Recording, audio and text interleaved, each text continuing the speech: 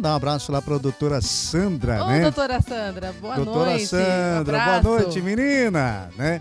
Bom, doutora Maíra, a doutora Maíra é especialista em direito condominial. Em direito condominial. Você já ouviu falar disso aí? Direito condominial? Ela é especialista em direito condominial. Doutora Maíra, explica pra gente aí o direito condominial. Olha, é um ramo no Brasil que já existe há muitos anos, mas nos últimos 15 anos tem ganhado uma força muito grande e um interesse não só de advogados, como também da sociedade. Porque, como tudo no Brasil e no mundo, nós vamos evoluindo, a sociedade vai evoluindo. E hoje no Brasil nós temos mais de 400 mil condomínios. Se a gente colocar uma média que cada condomínio, estou falando residencial, porque nós temos o condomínio industrial, nós temos o condomínio comercial, multipropriedade, os condomínios por temporada. Então, se a gente for colocar a questão do condomínio residencial, uma média de 12 andares, cada andar 4 apartamentos por unidade, dá para se ter uma noção de quantas pessoas são beneficiadas pelos condomínios. E aí surgem os problemas, surgem os litígios, desde questão envolvendo a administração condominial, desde questões envolvendo moradores, envolvendo regras e envolvendo até mesmo tipos de condomínios. Por quê?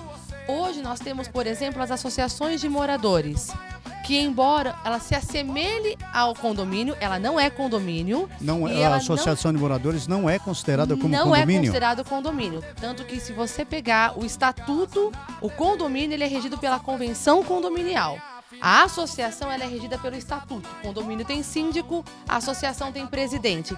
E muda muita coisa, porque as regras não são as mesmas. Embora as associações possam murar, possam colocar ali a guarita com a portaria, até colocar regras, né, para melhorar a questão de segurança, na prática elas não têm as mesmas regras, os mesmos benefícios que um condomínio. E aí gera muita confusão, gera problema e é onde o advogado entra. Normalmente, por exemplo, eu hoje eu não moro mais em condomínio, mas o Marcelo mora, né, Marcelo, em condomínio, né? Se é problemático lá no condomínio? Não, né? O Marcelo não escolhe vizinho, né? Geralmente, quais são os problemas mais corriqueiros? Eu ia falar os maiores problemas, mas não existe, né?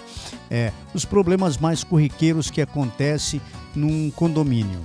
Olha, eu vou listar alguns que são os principais, tá? Começando pela administração condominial, o primeiro é a questão do preparo do síndico.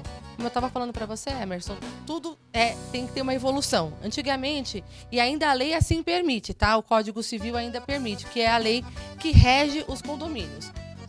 Qualquer pessoa poderia ser um síndico. Pode ser um morador, pode ser uma pessoa de fora. Hoje, existe uma tendência para que o síndico seja profissionalizado, que ele tenha um mínimo de noção de administração, de legislação condominial. Então, um dos maiores problemas que nós ainda temos é a questão da falta de conhecimento. Muitas vezes o síndico se apega a um determinado, a uma administradora ou um escritório de contabilidade que nem sempre vai passar todas as informações, especialmente na área jurídica, porque não lhe compete isso. E muitas vezes o próprio síndico também não conhece as regras e a sua responsabilidade. Porque tem muita gente que pensa que ser síndico é administrar o dinheiro, muitas vezes, dos condôminos, e tá por isso mesmo. E tem regras, ele responde civilmente, criminalmente, na esfera trabalhista, na esfera administrativa. Então, primeira coisa é o síndico ter um conhecimento, uma noção para que ele não incorra em responsabilidade e até mesmo em crimes, como, por exemplo, a questão que ele precisa anualmente apresentar ali os gastos do condomínio. Por exemplo, tudo que é gasto. Tem condomínios, tá? Você chega lá no condomínio, nossa, esse condomínio é top. Claro, né? E aí existem até, inclusive, dúvidas de moradores, né? Sim. Eles querem saber, obviamente, no que o dinheiro está sendo gasto. E é lógico. Aí e a prestação de contas tem que ser prestada essas contas. Ela é de suma importância porque eu sempre falo que um condomínio bem administrado, ele vai gerar lucro para o proprietário. Por quê? Porque ele vai estar valorizado, ele vai ser um condomínio bem visto, bem falado. E esse é o segundo problema. Porque tem muito morador que não quer investir no condomínio. E aí eu falo uma frase muitas vezes, Emerson, que o pessoal não gosta. Condomínio, ele infelizmente não é feito para reduzir gasto. Não significa que vai aumentar. Mas o condomínio por si só, ele precisa ter uma boa administração. E os gastos, infelizmente, eles vão aumentar, porque você tem funcionário, você tem o ajuste do salário mínimo, você tem o aumento de produtos, de serviços. Então, dificilmente o condomínio Desde vai ter redução. Desde um produto de limpeza até os produtos, até uma prestação de segurança, lógico, de uma empresa que tá? preste segurança. Há condomínios, por exemplo, há condomínios que hoje em dia, como eu estava aqui conversando, há condomínios que todos eles têm gasto.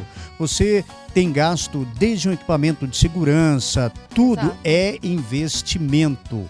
Tá, o investimento, mas tem condomínios que não tem isso aí, depende. Há variações entre condomínios e condomínio, não é isso? E cada um tem que se adequar à sua realidade, com certeza. Cada um vai ter ali a sua taxa contributiva, que é determinada pela legislação, mas aquilo que é possível ser feito dentro do orçamento que o condomínio tem, deve ser feito, como, por exemplo, manutenção. O síndico, quando ele é eleito, ele é obrigado a fazer as manutenções. Que manutenções? Para-raio, parte estrutural, parte elétrica, porque se dá algum problema, é ele que pode responder em caso de omissão ou de negligência. Então, o morador ele também precisa participar e ajudar, que é o terceiro problema. A falta de participação e de interesse dos próprios moradores em assembleias. As assembleias, elas são as reuniões feitas no condomínio para que sejam deliberados os assuntos pertinentes às regras de convivência e às necessidades que o condomínio precisa ter. Então, se o morador não participa, ou se ele não tem interesse em delegar essa participação para o seu locatário, até para um terceiro, mediante uma procuração, se a convenção do condomínio assim estipular, depois ele vai reclamar das mudanças que foram feitas, às vezes, por uma meia dúzia que participa. E fica difícil. Aí né? fica complicado, porque já não participa das reuniões, não vai ficar por dentro de todos os assuntos. Aí como é que você vai fazer, né? Exatamente. E isso acontece muito, né? Demais.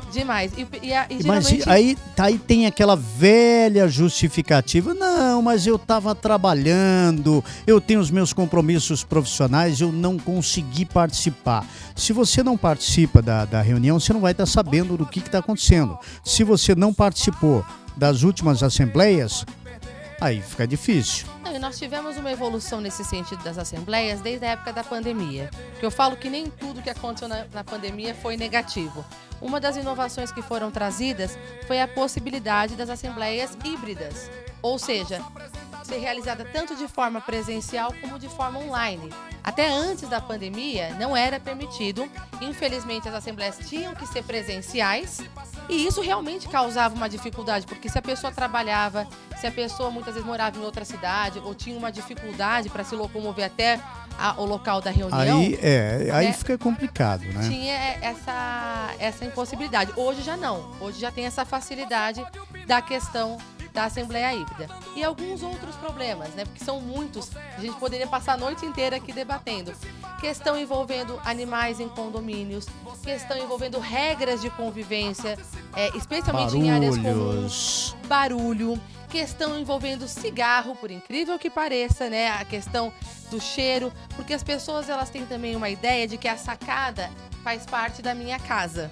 E a sacada é a área comum. Mas aí tem, por exemplo, se você mora, uma hipótese, no segundo piso ou no segundo andar, como queiram também, não é porque o camarada mora ali, é a casa dele, lógico. Ele não vai fumar. E o coitado do cara que mora no terceiro, no quarto, hein? O coitado do cara que mora no terceiro ou quarto andar, como é que vai fazer? Como é que vai fazer? E não é só isso, as pessoas precisam entender que a sacada ela é considerada área comum. Tanto que o morador não pode alterar a sacada, a cor da sacada, o tipo de vidro, se for aquelas sacadas envidraçadas, da forma que ele quiser. Porque ela tem que obedecer uma estética que está prevista muitas vezes na convenção, seguir um padrão, até para que não ocorra, Emerson, a desvalorização do imóvel.